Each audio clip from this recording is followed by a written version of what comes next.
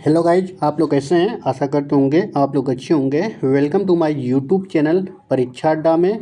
जो भी अभ्यर्थी यूपी डीएलएड फोर्थ सेमेस्टर का प्रिपरेशन कर रहे हैं या तो फोर्थ सेमेस्टर में है, कहीं ना कहीं दोस्तों यह परीक्षा में आने वाले महत्वपूर्ण प्रश्न है। जो आज का दोस्तों पेपर है वह द्रुति प्रश्न पत्र है, यानी पेपर 2 है। और विषय कौन सा है, तो यह विषय शैक्षिक प्रबंधन एवं प्रशासन है। वस्तुनिष्ठ प्रश्न यानी कह सकते हैं कि शैक्षिक प्रबंधन एवं प्रशासन में 15 नंबर के ऑब्जेक्टिव प्रश्न आते हैं जो वेरी महत्वपूर्ण होते हैं आपको परीक्षा में पास कराने के लिए। अगर देखिए दोस्तों, अगर शैक्षिक प्रबंधन एवं प्रशासन में 50 नंबर के होते हैं, हालांकि दोस्तों आपको 25 नंबर लाना अनिवार्य होता है। अगर एक भी नंबर कम आता है तो आपका पेपर में बैक लगता है, यानी आपका जो रिजल्ट हो जाएगा वह बैक हो जाएगा, यानी 25 नंबर लाना अनिवार्य होता है। दोस्तों यह वस्तुनिष्ठ प्रश्न दोस्तों है वह 2025 का है, यानी प्रीवियस ईयर क्वेश्चन पेपर है। कौन सा है, 2025 का है, 2023 का है और 2022 का है, यानी 45 महत्वपूर्ण प्रश्न पत्र है। ठीक है दोस्तों, यानी जो महत्वपूर्ण क्वेश्चन है जो परीक्षाओं में बार बार पूछे जाते हैं। तो चलिए दोस्तों वीडियो को स्टार्ट करते हैं। उससे पहले अगर आप लोग हमारे चैनल पर नए हैं तो चैनल को आप लोग सब्सक्राइब कर लीजिएगा और वीडियो को लाइक करेगा, ज़्यादा से ज़्यादा अपने दोस्त यार फ्रेंड के साथ आप लोग इसे शेयर करेगा। चलिए दोस्तों, जो पहला प्रश्न दिया गया है, क्वेश्चन नंबर 1 दिया गया है।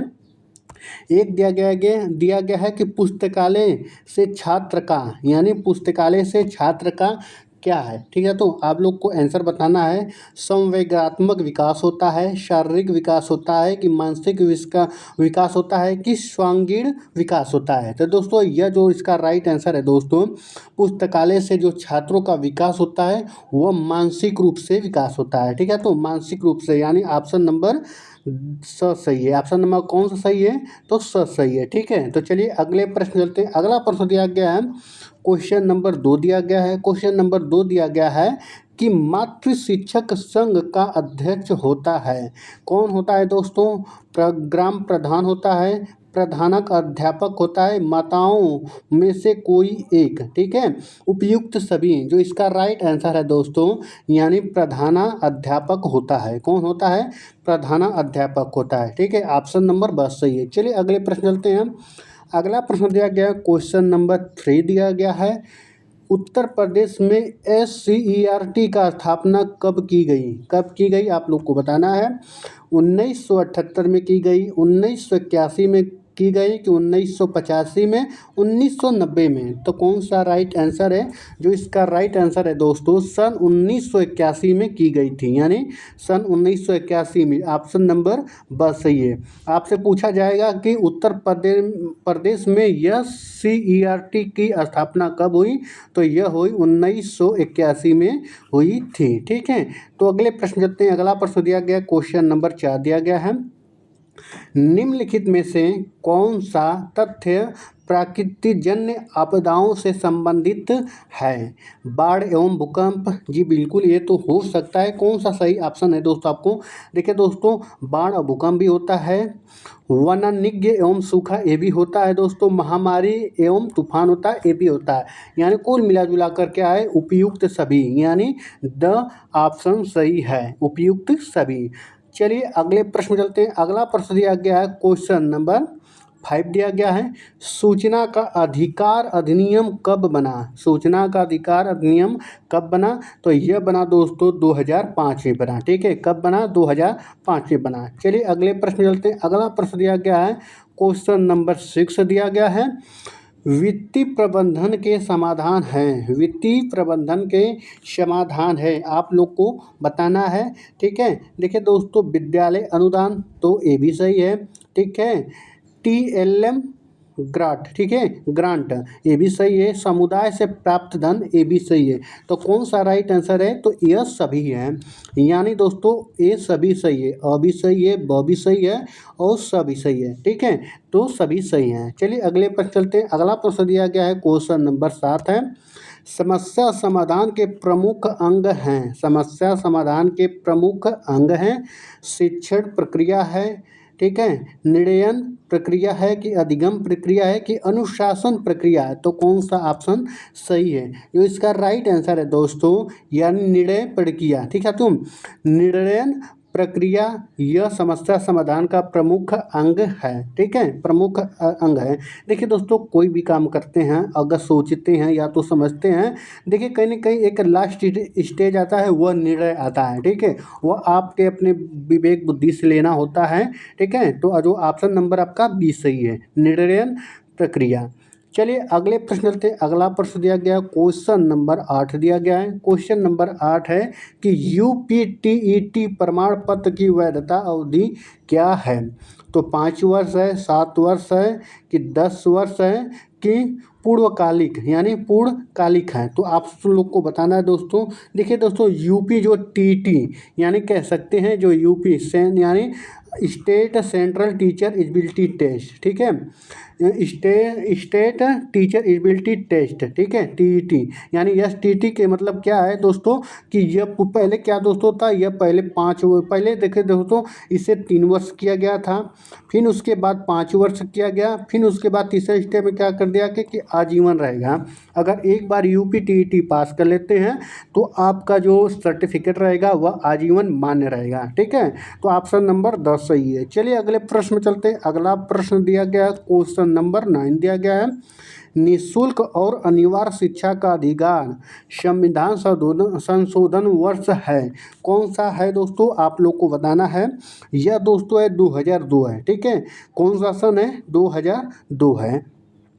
चलिए अगले प्रश्न चलते हैं। अगला प्रश्न दिया गया है, क्वेश्चन नंबर 10 दिया गया है कि प्रधानाध्यापक में निम्नलिखित गुणों को होना आवश्यक है। तो आपको बताना है दोस्तों कौन सा गुणों का होना आवश्यक है।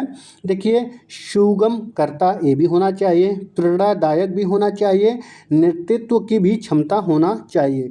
तो कुल मिला जुला कर कौन सा ऑप्शन सही है? तो ऑप्शन नंबर 10 सही है। ठीक है, ऑप्शन नंबर 10 सही है। चलिए अगले प्रश्न चलते हैं। अगला प्रश्न दिया गया क्वेश्चन नंबर 11 है। क्वेश्चन नंबर 11 में दिया गया राज्य विज्ञान शिक्षण संस्थान कहाँ स्थित है? लखनऊ है, वाराणसी है, आगरा है कि प्रयागराज है? देखिए दोस्तों, राज्य विज्ञान शिक्षण संस्थान कहाँ स्थित है? जिस आप दोस्तों पीएनपी से आप यानी यूपी डीएलएड कर रहे हैं, उसी का ऑफिस यह पूछ रहा है। तो किसके द्वारा कराया जाता है? यह दोस्तों कराया जाता है पीएनपी के द्वारा, यानी राज्य विज्ञान शिक्षण संस्थान द्वारा कराया जाता है। यह कहाँ स्थित है? यह स्थित है दोस्तों प्रयागराज। ठीक है, इसका प्रयागराज का पूर्व नाम क्या था दोस्तों? तो प्रयागराज का पूर्व नाम इलाहाबाद था। ठीक है, इलाहाबाद था। तो चलिए अगले प्रश्न में चलते हैं। इसका जो राइट आंसर है ऑप्शन नंबर द प्रयागराज। चलिए अगले प्रश्न मिलते हैं। अगला प्रश्न दिया गया क्वेश्चन नंबर 12, मीना मंच। ठीक है, क्वेश्चन नंबर 12 दिया गया है कि मीना मंच का प्रमुख उद्देश्य है। मीना मंच का प्रमुख उद्देश्य है, आप लोग को बताना है। ठीक है, प्रौढ़ शिक्षा का विकास है, बालिकाओं की शिक्षा का विकास। जो ऑप्शन नंबर आपका 2 ही सही है। जो मीना मंच का प्रमुख उद्देश्य है वह बालिकाओं की शिक्षा का विकास करना। ठीक है, ना कि महिलाएं, ना कि प्रौढ़ शिक्षा का विकास। ठीक है, तो ऑप्शन नंबर आपका बहुत सही है। अगले प्रश्न में चलते हैं। अगला प्रश्न दिया गया क्वेश्चन नंबर 13, सबसे महत्वपूर्ण प्रश्न है। जिला शिक्षा एवं प्रशिक्षण संस्थान में विभागों की संख्या है, यानी कितने विभागों की संख्या है? तो आप लोग को बताना है दोस्तों। जैसे देखिए दोस्तों, जो इसका यानी विभागों की संख्या जो है वह 7 है। ठीक है, जिसमें आपका पीएनपी भी आता है। ठीक है, पीएनपी भी आता है, यानी जो आप लोग यूपी डीएलएड कर रहे हैं इसी संस्थान से कर रहे हैं, यानी जिला शिक्षा, यानी कह सकते हैं दोस्तों जो विभाग यानी जो इसमें दिया गया दोस्तों कि जिला शिक्षण एवं प्रशिक्षण संस्थान का विभागों की संख्या कितनी है? तो यह 7 है। ठीक है, तो चलिए अगले प्रश्न में चलते हैं। अगला प्रश्न दिया गया टीईटी का पूरा नाम। आपको अगले प्रश्न में बताए थे दोस्तों, टीईटी का पूरा नाम क्या है? शिक्षक पात्रता परीक्षा। किसमें है? ऑप्शन नंबर ब में है। ठीक है, यानी शिक्षक पात्रता परीक्षा, ऑप्शन नंबर ब सही है। चलिए अगले प्रश्न में चलते हैं। अगला प्रश्न दिया गया क्वेश्चन नंबर 15 दिया गया है। देखिए NIOS की स्थापना कब हुई, ठीक है, कब हुई थी, तो आप लोग को बताना है दोस्तों कब हुई थी।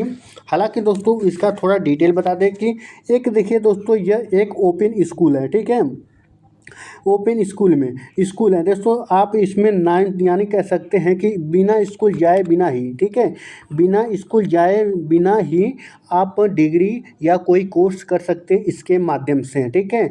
NIOS की तरफ से आप कर सकते हैं, या तो आप मैट्रिक कर सकते हैं, इंटरमीडिएट कर सकते हैं, ग्रेजुएशन कर सकते हैं, यानी एक तरह से यह एक ओपन स्कूल है, ठीक है। तो इसकी स्थापना कब हुई थी आप लोग दोस्तों आंसर करेगा। चलिए दोस्तों आपको बताते हैं कि 1989 में हुई थी। कब हुई थी, ऑप्शन नंबर सही है, 1989 में इसकी स्थापना हुई थी। चलिए अगले प्रश्न में चलते हैं। अगला प्रश्न दिया गया है, क्वेश्चन नंबर 16 दिया गया है कि निम्नलिखित में से किस आकार का भवन नहीं होता है, ठीक है, नहीं होता है। तो आप लोग को बताना है ए आकार का, आई आकार का, ई आकार का कि डी आकार का। देखिए दोस्तों जो दिया गया है दोस्तों, ए और डी आकार का भवन नहीं होता है, ठीक है, यानी ए और डी आकार का भवन नहीं होता है। फिलहाल में दोस्तों जो ऑप्शन इसमें दिया गया है, तो दोस्तों पहले आप तो बता दें दोस्तों कि जो ऑप्शन है कहीं ना कहीं 2 ऑप्शन इसमें दे दिया गया है। हालांकि देखिए दोस्तों डी प्रकार के नहीं है, तो ऑप्शन नंबर देखिए कहीं ना कहीं ए प्रकार के तो बन सकता है, ठीक है, बट डी प्रकार की नहीं, तो ऑप्शन नंबर आपका डी रहेगा, ठीक है। ऑप्शन नंबर कह सकते हैं कि द रहेगा, ठीक है, डी आकार का। चलिए अगले प्रश्न मिलते हैं। अगला प्रश्न दिया गया क्वेश्चन नंबर 17 है, कुर्सी व मेज की स्थिति छात्रों के लिए होनी चाहिए, धनात्मक होना चाहिए, ऋणात्मक होना चाहिए कि शून्यात्मक होना चाहिए कि उपयुक्त है। तो दोस्तों आप लोग अच्छे से इसका जवाब देख सकते हैं, यानी आंसर दे सकते हैं, ठीक है। तो जो इसका राइट आंसर है 17 का, यानी धनात्मक होता है। जो दोस्तों कुर्सी व मेज की स्थिति क्या होती है छात्रों के लिए होनी चाहिए, तो धनात्मक रूप से होना चाहिए। क्वेश्चन नंबर 17 का सही है, धनात्मक। चलिए अगले प्रश्न में चलते हैं। अगला प्रश्न दिया गया है क्वेश्चन नंबर 18 दिया गया है, मातृ शिक्षक संघ, ठीक है, मातृ शिक्षक संघ, ठीक है, संघ ATA की बैठक माह के किस दिन कराने का प्रावधान होता है। तो आप लोग को बताना है यह प्रावधान होता है दोस्तों शनिवार और रविवार को प्रावधान किया जाता है। तो ऑप्शन नंबर बहुत सही है। चलिए अगले प्रश्न मिलते हैं। अगला प्रश्न दिया गया है आपदा प्रबंधन, ठीक है, आपदा प्रबंधक विधेयक संसद में कब प्रस्तुत किया गया, ठीक है, प्रस्तुत किया गया। आप लोग को बताना है। देखिए दोस्तों 2002 में, जी बिल्कुल नहीं, 2004 में। देखिए दोस्तों 2004 में सुनामी लहर आई थी, ठीक है, सुनामी लहर आई थी, कहाँ आई थी, तो यह अंडमान निकोबार में आई थी सन 2005 की सन 2006 में। आप लोग को बताना है। देखिए दोस्तों 2006 में दोस्तों आपको बता दें कि गांधी, देखिए मनरेगा कब स्टार्ट हुआ था, 2006 में हुआ था, ठीक है। तो कब स्टार्ट, यानी जो इसका पारित कब हुआ था, 2006 में हुआ था, और लागू हुआ था दोस्तों, यह लागू हुआ था 2009 के आसपास हुआ था, ठीक है। तो आप लोग को आंसर बताना है दोस्तों 19 का, जो इसका राइट आंसर है दोस्तों 2005, ठीक है।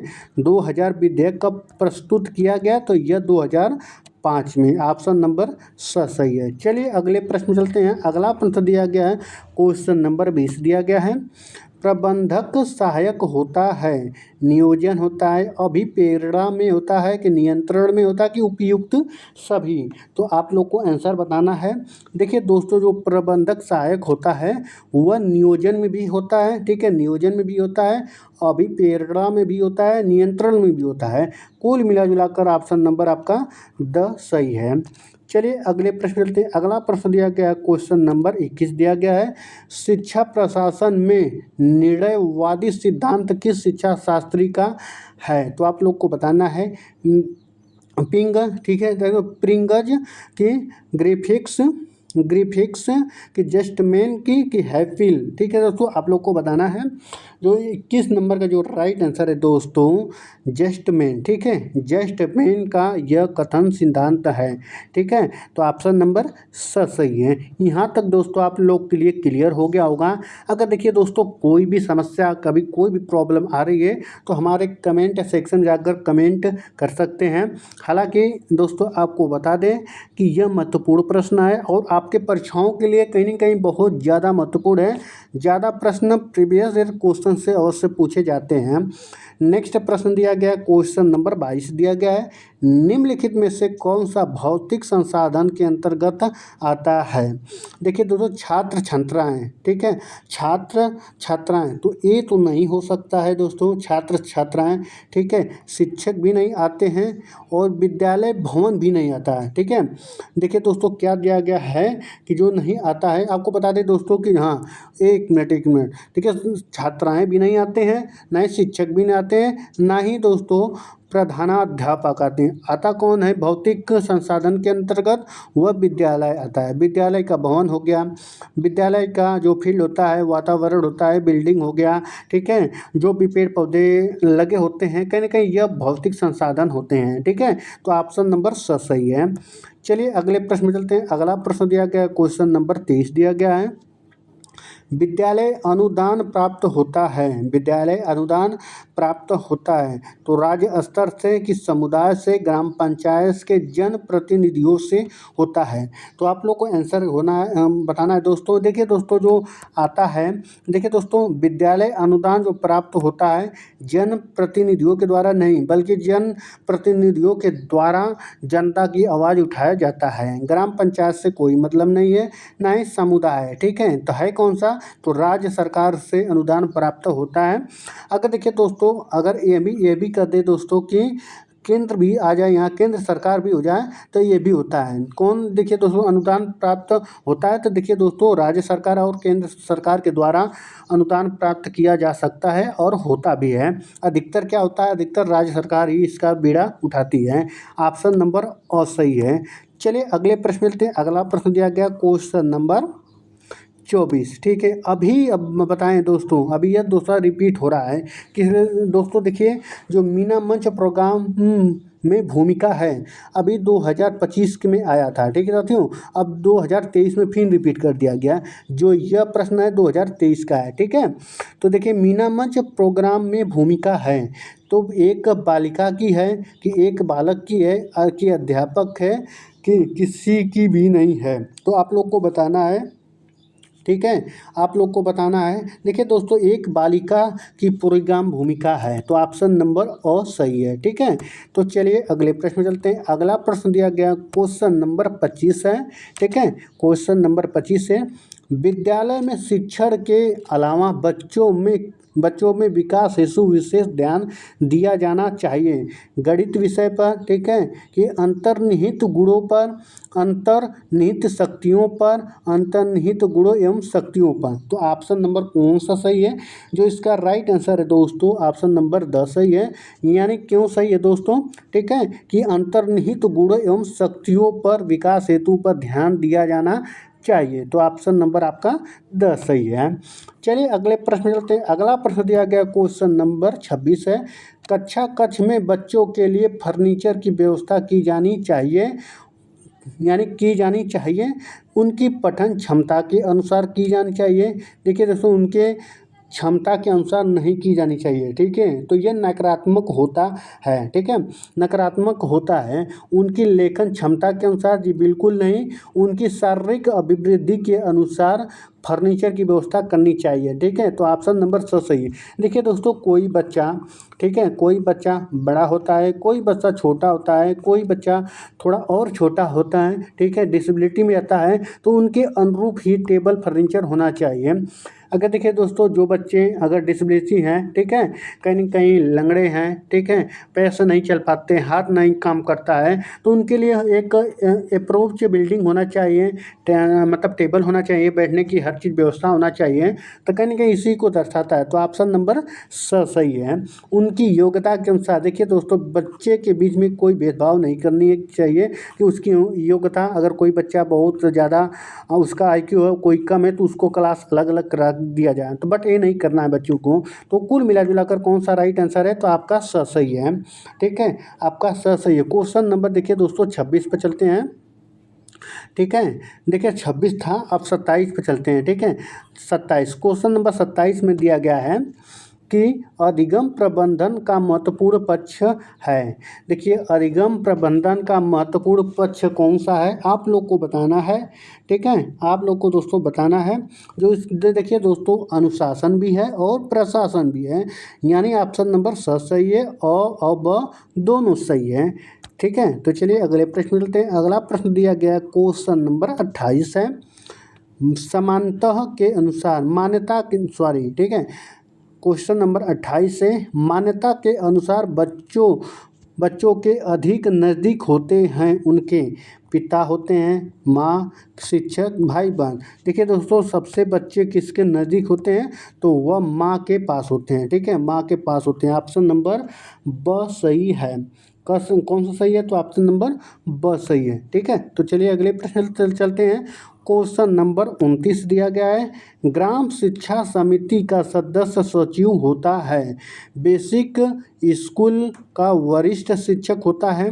ठीक है, बेसिक स्कूल का प्रधानाध्यापक होता है कि ग्राम प्रधान होता है, तो आप लोग को बताना है दोस्तों। जो दोस्तों होता है ग्राम शिक्षा समिति का सदस्य सचिव कौन होता है, तो यह ग्राम प्रधान होता है, यानी आपके गांव के प्रधान होते हैं। ठीक है, तो ऑप्शन नंबर सही है। चलिए अगले प्रश्न चलते हैं। अगला प्रश्न दिया गया है क्वेश्चन नंबर 30 दिया गया है।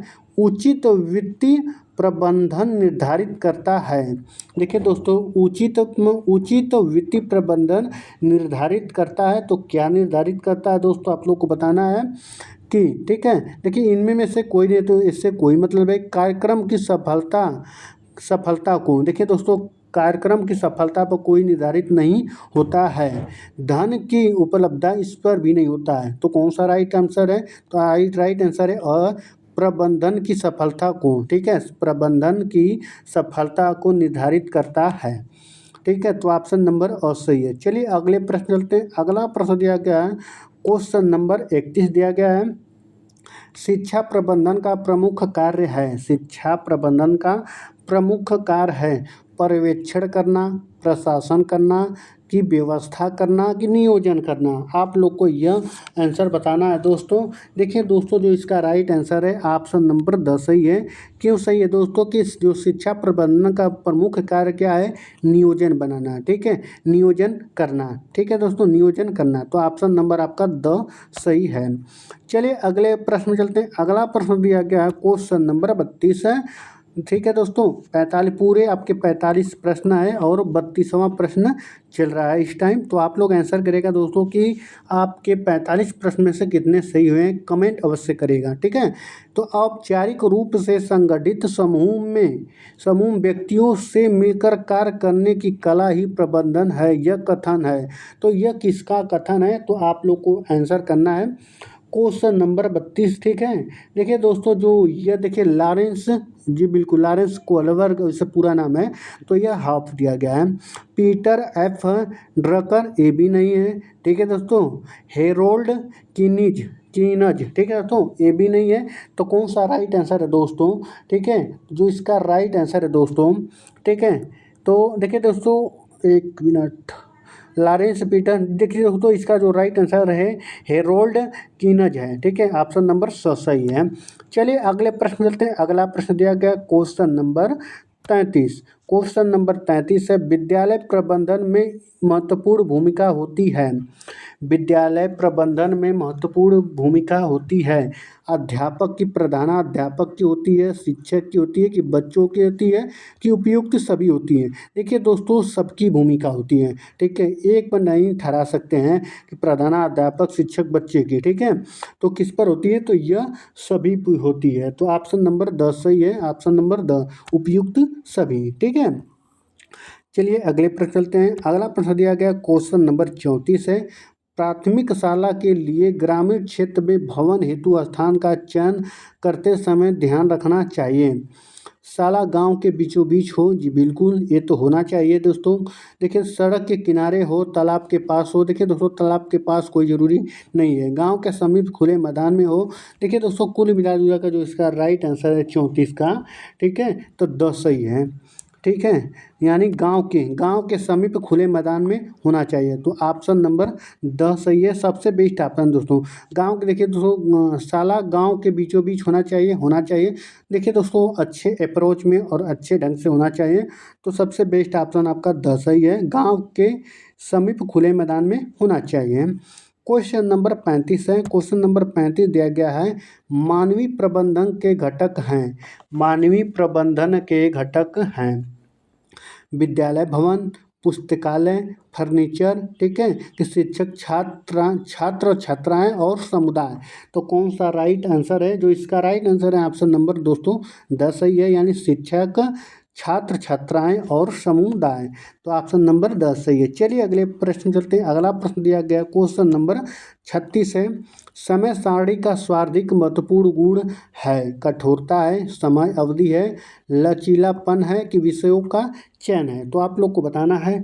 जो इसका राइट आंसर है दोस्तों ऑप्शन नंबर सही है, यानी जो समय सारणी का सर्वाधिक महत्वपूर्ण क्या गुण है, तो ये देखो दोस्तों लचीलापन होना चाहिए। तो ऑप्शन नंबर आपका 10 सही है। चलिए अगले प्रश्न चलते हैं। अगला प्रश्न दिया गया क्वेश्चन नंबर 37 है, विद्यालय समुदाय के परस्पर सहयोग के प्रमुख उद्देश्य हैं। अध्यापकों की अनुशासित करना। देखिए दोस्तों जो अध्यापक की अनुशासित करना ये ऑप्शन गलत है, ठीक है, तो अध्यापकों की अनुशासित नहीं करना है, ठीक है, नहीं करना है। छात्रों और अध्यापक के मधुर संबंध स्थापित करना, जी बिल्कुल नहीं। छात्रों के अध्ययन के प्रति रुचि जागरूक करना, ये ऑप्शन सही है, यानी परस्पर सहयोग का अर्थ क्या है, प्रमुख उद्देश्य क्या है, तो छात्रों में अध्ययन के प्रति रुचि जागरूक करना। तो ऑप्शन नंबर सही है। चलिए अगले प्रश्न में चलते हैं। अगला प्रश्न दिया गया क्वेश्चन नंबर 38 से, बुक बैंक से संबंधित पंजिका नहीं है, ठीक है, पंजिका नहीं है। तो आप लोग को बताना है दोस्तों। देखिए दोस्तों पंजिका नहीं है, देखिए भंडारा पंजिका ये भी है दोस्तों, संचयी अभिलेख ये भी है, दान पंजिका ये भी है। तो कौन सा नहीं है, तो दोस्तों यह नहीं है, यानी कार्यवाही पंजिका नहीं है। यानी गलत का भाई कौन गलत हो गया, नहीं का भाई नहीं कौन सा है, ऑप्शन नंबर 10 सही है। चलिए अगले प्रश्न चलते हैं। अगला प्रश्न दिया गया क्वेश्चन नंबर 39, ठीक है, यानी 39, व्यायाम की आवश्यकता होती है। बालक के मानसिक विकास, जी बिल्कुल ये तो हो सकता है। बालक के शारीरिक विकास ये भी होता है। बालक के सौंदर्य विकास हेतु, तो ऑप्शन नंबर सही है। देखिए दोस्तों इसमें भावनात्मक भी पक्ष आता है, शारीरात्मक भी पक्ष आता है, कहीं ना कहीं दोस्तों, यानी मानसिक सामाजिक शारीरिक सभी इस गुण होते हैं, विकास होता है।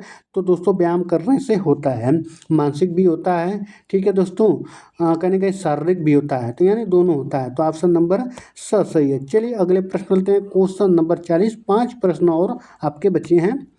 यदि एक बालक कक्षा में स्वच्छता के साथ नहीं आता है, यानी स्वच्छता के साथ नहीं आता है, तो उससे डांट लगाना चाहिए, जी बिल्कुल नहीं, बच्चे को तो डांट नहीं लगाना चाहिए। शाला, ठीक है दोस्तों, यानी पाठशाला से निकाल देना चाहिए। देखिए दोस्तों बच्चे को ये भी नहीं काम करना है, ये दोस्तों पैडागोजी है, ठीक है दोस्तों, आप लोग को नहीं पता होगा, सीटेट में अगर दिए रहे होंगे तो पैडागोजी ऐसे ही आता है। देखिए उसे स्वच्छता के लाभ बताना चाहिए, अभिभावक को सूचित करना चाहिए। तो कौन सा राइट आंसर है 40 का, आप लोग बताइएगा दोस्तों। देखिए दोस्तों उसे स्वच्छता के लाभ बताने चाहिए।